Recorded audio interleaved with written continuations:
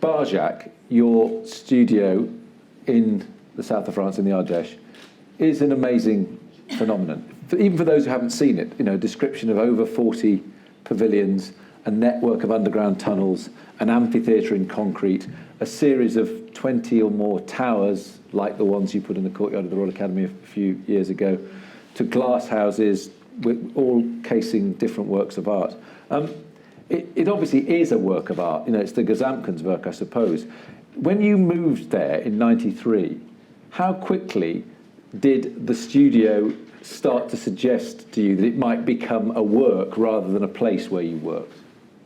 You mean when it started, they built in Barjac? Yes, when you suddenly started not just to use the structures you made to make work in, but they became a kind of installation. I think I left Germany because I followed the women.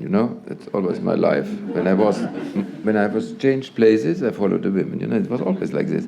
So I followed her to Barjac. Barjac is in the south of France. It's a very beautiful landscape, but it didn't say me anything. Nothing. It was too beautiful for me. And so I had no intuition or inspiration. I never painted a landscape who is like south of France, like Barjac. I never painted this, yes. And so I was going underneath, I was recreating something what I had already in Germany. In Germany, I bought once an old brick factory. And there was tunnels where the water came in, where they brought the clay in and things like that.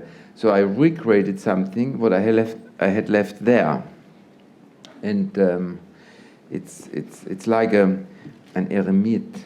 No, not eremite.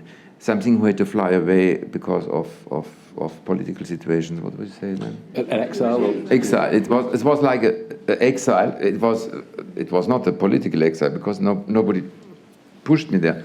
But it was a kind of exile, and I created what I left in another way there. And now you're in Paris, on the edge of Paris, in a studio of over 35,000 square meters.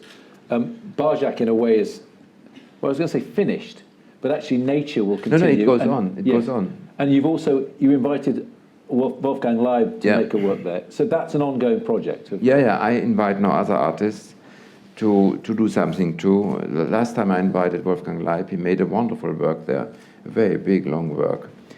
And so I don't feel alone, it's fine to have other artists around. But if it was exile from Germany to Barjac, and Barjac is now somewhere you've left to Paris, is Paris now a grand projet, or is it more of a working studio? I cannot distinguish this so well. When I'm working somewhere, it gets filled up with things, and even the working process is a kind of result already. Sometimes, it changes, but it's a result. So you have no sense of ever physically wanting to go back or onwards to Germany again? That may happen, it may not. It could happen. Yes. It could happen. Since I'm in France since '91, I discovered, Thomas Mann, he wrote the Buddenbrooks in Rome, So you discover your character, your roots better when you are outside. Yes. But you could conceivably go outside of Europe. There's all sorts of places that you could still go and work, or do you feel fundamentally European? Europe has to be where you're based. When I travel, I always think I started a studio. In '91, I was in Massachusetts when Thomas Grantz wanted to do something, what is this called now? Mass Mocha. I don't know if you know it. And then I was there 1 month or 6 weeks, and I thought, I will do a studio there. When I was in Jerusalem, I thought, in the Negev, it was the best studio, Yeah. and I started even sometimes to negotiate with the landlords, and to make it real. And where else? In Portugal. In Portugal, they changed the law for me. It's called Lex Kiefer, and I can build on the seaside, as much as I want. So I have always I'm always seduced why I'm traveling. I want to be there. It's like in the Bible, you know, when one of the apostles, was heißt ein Apostel? Apostle, yeah. Apostles say, let's stay here, lasst uns hier bleiben, lasst uns hier 3 Hütten bauen. What is this? Which part? Let's stay here and build 3. Yeah. It's good that Catholicism comes through again. It's great. When you were a younger artist, when you in the 80s or 70s, did the idea of working on the kind of scale that you're working on now, or you were able to work at in Barjac, was that something that you were consciously wanting to do, or has success enabled you to start to realise things and you don't think about them until they become actual possibilities? You know, I was, at the first, the dimensions is very relative, you know. It's nonsense to speak about dimensions of a painting. But when I was small, when I was young and I always painted, I was in a very, very small room. It was like this platform, you know, together with my brother. And I suffered a lot not to have space. And then, since it was possible, I created space. And I am now the space I wanted. That's interesting. The other thing that interests me about, well, there's many things that interest me about your childhood, but we were talking earlier about how BBC films in the past, when they wanted to focus on the fact you were born in March 1945, so the war was still on, it was always about conflict, it was always the Stukas that dived down and bombed. That was always your description, which is very amusing, but sadly true. And that more recently, in a film that's going out tonight, actually, at 10:30, on BBC One, Imagine, nothing to do with me, but I'm plugging it. There's amazing footage of the ruins and the rubble of Germany. And I know you've talked about this, but actually I'd never seen that footage in that kind of detail. And it was very strong to see that. Was your childhood actually spent? Did you spend serious amounts of time as a child climbing through rubble and ruins? Or is this yes, it was my playfield. I had no Ground, yeah. trucks or things, nothing. And you know, as a child, you take things as they are. You don't have any moral or other classification. For you, then, a child, a field of ruins is what it is. It's fine, you know. It's not negative, not positive. It's fantastic. And for me, it was. I did houses, you know, 2 floors houses when I was 5, 6 years old, and it was sitting in when it was raining,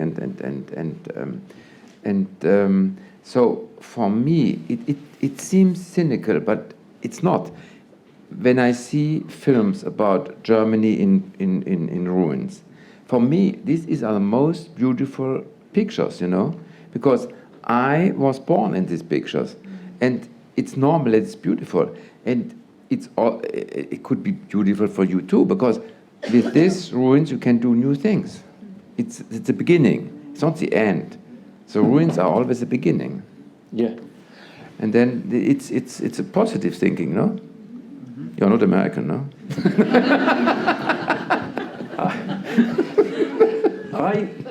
On cue, actually. People who don't know you, have never encountered you, see, I think, a very deep level of meaning and seriousness in your art, and that is evidently, emphatically there. But there is a playfulness to you in person. And actually, hearing you talk about the ruins and the rubble and playing in it, I wonder whether you, not admit, but whether you think the idea of some kind of serious play is afoot in your work as an artist, and that's one of the ways of describing it, because no one ever talks about your work in terms of playfulness. What do you mean with serious?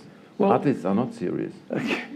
No, what do you mean? Well, funnily enough, there was an article I remember years ago written about Giacometti and those game board sculptures called Serious Play, and there's a concept of where there is the playfulness and playing and acting out and playing with things, which is something we do as children, can be something that can have can be a serious pursuit as an adult. It's not infantilizing. No, it has to be. You have to be playful. You have to play. Otherwise, you are not an artist, you know.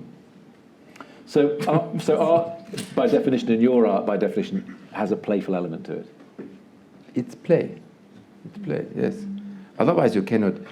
you want to change the world. You want to put the molecules differently together.